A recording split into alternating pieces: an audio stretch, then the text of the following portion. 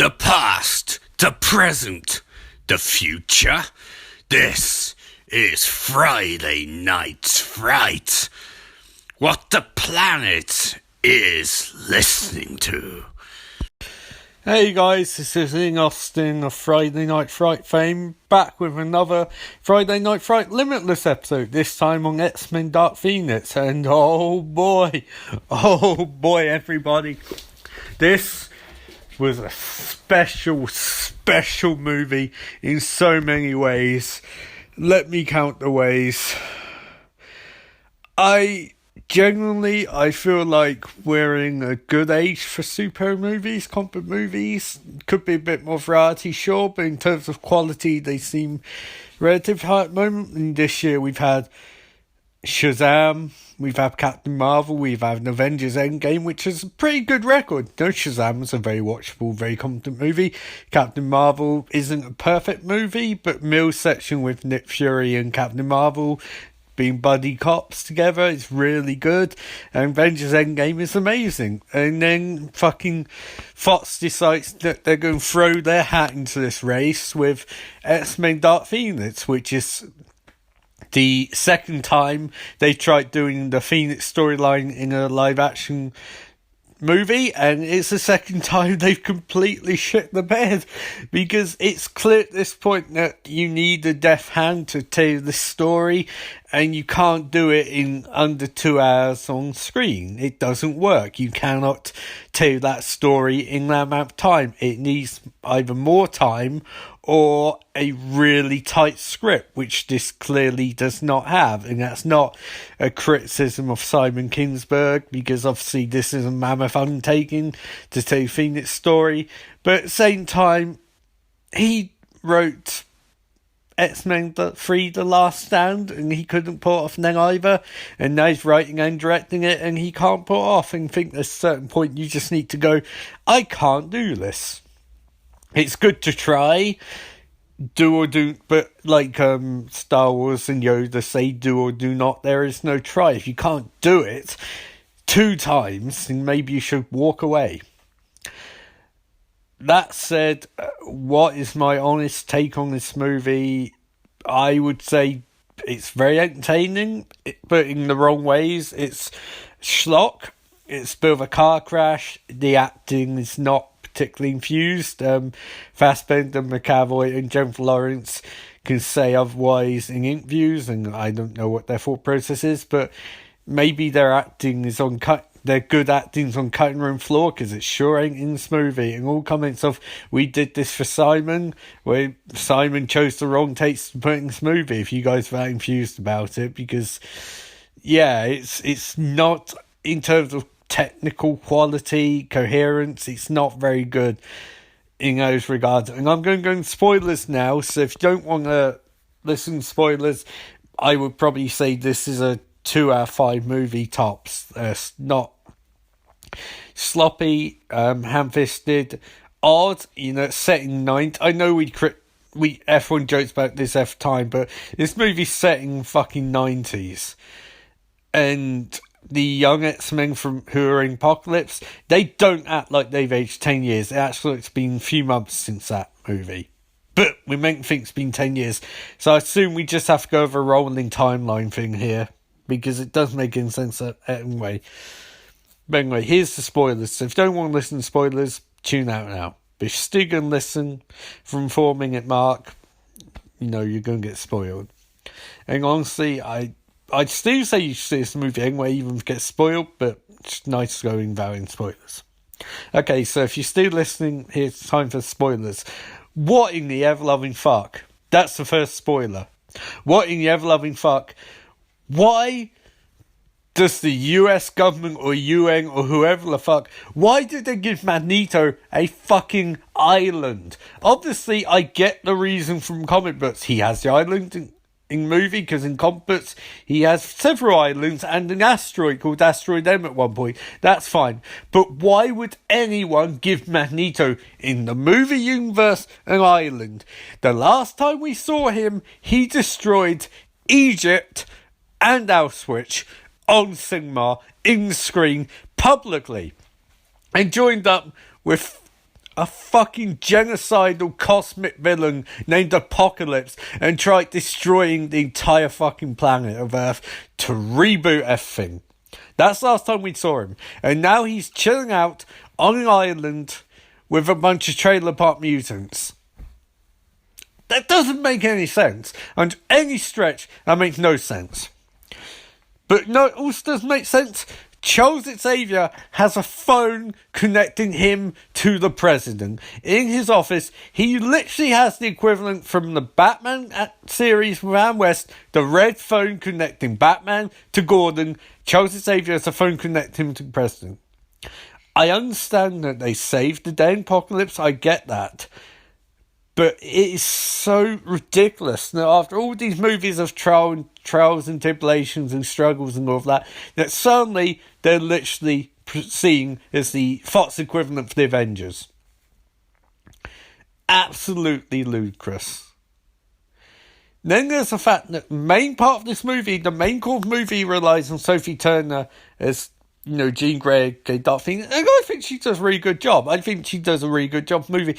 But the fundamental problem is, this movie ignores X-Men Apocalypse and the fact that she had the Phoenix powers already. This movie ignores that. You don't need to remember that the only way they'd stop Apocalypse was for Jean Grey to embrace the Phoenix wing. And everyone's like, oh, that's quite cool. That'll be Phoenix, we'll get Dark Phoenix in this movie, we'll get a nice bit of, you know, plot movement there. Nope. X-Men Apocalypse might as well have not taken place. Never mentioned, never alluded to, never hinted at. She's hit by a cosmic flare, and that gives her Phoenix powers. And they never mention any of that shit. And also, if you remember Days of Future Past, it's old Xavier begs young Xavier not to make the same mistakes he did with Jean Grey. So what does young Xavier do? He puts a fucking wall in her head to keep her grounded and restrained. So we have to forget the X-Men Apocalypse. He tells her to embrace her powers. To embrace the Phoenix within. No, ignore that. No, he's been controlling her for decades. It is so dumb. It's so dumb. It's so bad. I don't understand how they took all of that setup in Apocalypse and did nothing with it.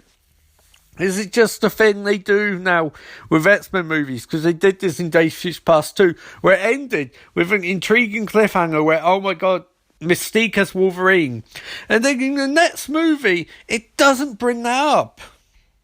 I will say, my one favourite thing about this movie was they didn't bring Wolverine back, because you could, but you shouldn't, and I'm glad they didn't. And I know they use the logic of, oh, it'd be weird having Hugh Jackman interact with Sophie Turner and all that, but at the same time, you shouldn't have even thought about it, because they had perfect send-off in Logan. But I can't imagine Hugh Jackman would ever come back for his dross, to be honest. It seems like he's realised, I'm done. So that's good. What is just ludicrousness, like the last act with the fucking mutant criminal unit. Yeah, the MCU is trying to take mutants away from Fox. Storm is struggling against a man whose power seems to be he's got superpowered braids. The telekinetic mutant who Magneto hangs out with, who is never named on camera, but he cries when she's pulled off a train. The fact that fucking villains are Ents from space who can shapeshift and apparently think they can harness the power of the Phoenix. I mean, I don't know about you guys. I'm pretty up on my comic books. I don't remember a tree being able to harness the full power of the Phoenix Force. And then just fact that, again, they don't seem to understand the reason the Phoenix storyline works so well in comic books is two reasons. One, it's a long form story of Mastermind Jason Wingard corrupting Jean Grey and then her harnessing full power of the Phoenix. And two, it comes after a long period of X-Men struggling to find their identity in comic books, and then the team of Claremont and Byrne played such an amazing game by taking those elements of X-Men which worked and rebooting them and refocusing on character so that we care when Jean Grey becomes Phoenix. In this one, we've had one movie to get to know young Jean Grey, one movie where she wasn't really main character. And I'm not knocking Sophie Turner. I think she knocks out the fucking park in this movie. I think she's by far the person, her and Ty Sheridan are by far the only two people in cast who are really striving to do a good performance. And problem is, the movie doesn't service that. She doesn't really get that deep characterization that she's meant to get, because we've only known her for one movie up prior to this point. And they would use the logic of, oh yeah, but you knew like Famke Janssen for 2 movies, for 3 movies before that. And so like, it's not the same version of the character. You can't just do that. Like, the reason... Oh, I don't even know. I'm trying to articulate, but it's so annoying. Like, McAvoy and Fassbender, yes, they had less movies to make their mark. Well, the same amount of movies, but they had much better writing.